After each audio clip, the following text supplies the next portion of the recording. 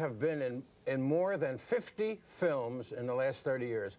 Do you have a single favorite role or film? Well, aside from being there, I think the film I most enjoyed being in was Dr. Strangelove, two particular characters. Aside from that, being there was an ambition, you know, that I wanted to do all my life. What did you like about Strangelove? I liked the character of the doctor, and I liked the character of the group captain, Mandrake, yes. Those two, and lovely memories of Stanley Kubrick and Terry Southern. And do you ever go back and see your movies? Do you like to watch yourself in the movies? Do you watch them on television, or do you go to the theaters and watch your movies? No, I went last night to see Being There because I hadn't seen it with an audience.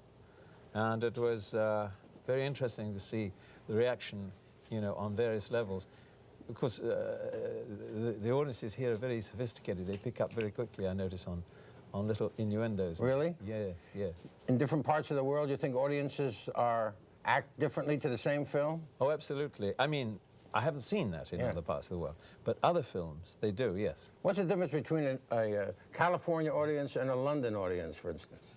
Well, a London audience and a New York audience are identical. I mean, if you're taking a West End audience, right, yeah, identical. They're very hip. And I would say, like in Westwood, about the same. About the same. But you get out of those areas in England, and you're in a totally...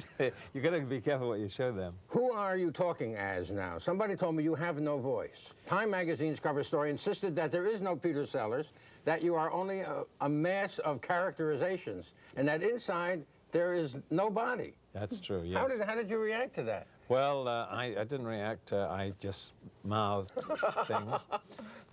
And it's not entirely true. It comes from working for years in radio, Gene. Who am I talking to now? Let me see. He's not in, I'm sorry. Anybody there? No. How does somebody who comes from London talk? Well, I mean, there are so many London accents. It's difficult to say. I mean, there's... I mean, you know, people think of Cockney accent. There are 5 Cockney accents. All right. And there are other accents that are also from London. And then you have cultured London. Well, let's hear them.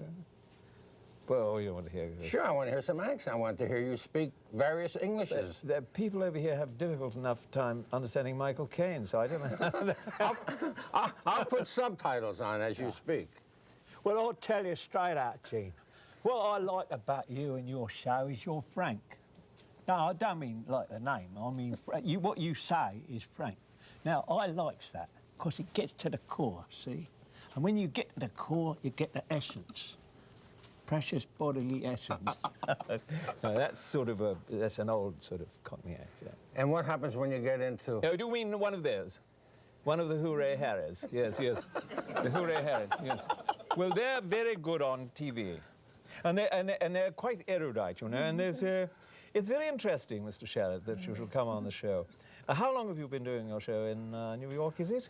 It's been 64 years. 64 years, how absolutely amazing. And you haven't asked me a new question yet.